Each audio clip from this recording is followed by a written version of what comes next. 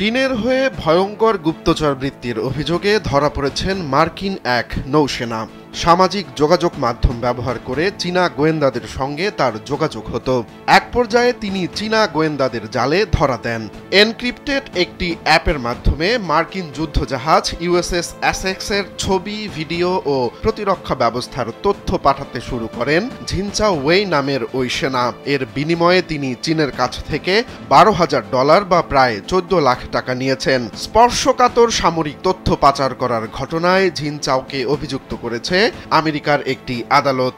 সরকারি কৌঁসুলিরা জানান, চীনা গোয়েন্দা এজেন্টরা সামাজিক যোগাযোগ মাধ্যম ব্যবহার করে ঝিনচাওয়ের সঙ্গে যোগাযোগ করে। তিনি ইউএসএস অ্যাসেক্সে একজন নৌসেনা হিসেবে কর্মরত ছিলেন। স্যান্ডেলিনা সো, রূপচর্চায় আভিজাত্য। জানা গেছে, নিজের মাকে এসএমএস করেই ফেঁসে যান ঝিনচাও। তিনি লেখেন, অন্য চীনারা এখানে ট্যাক্সি চালাচ্ছে আর তিনি সিক্রেট ফাঁস করছেন। এর পরপরই নড়ে চড়ে বসে মার্কিন প্রতিরক্ষা বাহিনী। ঝিনচাওয়ের বিরুদ্ধে শুরু হয় সিরিজ তদন্ত, আর তাতেই বেরিয়ে আসে গা হিম করা তথ্য। তার বিরুদ্ধে পাওয়া যায় একে একে 6টি অভিযোগ, যেগুলো ইতোমধ্যেই প্রমাণিত হয়েছে।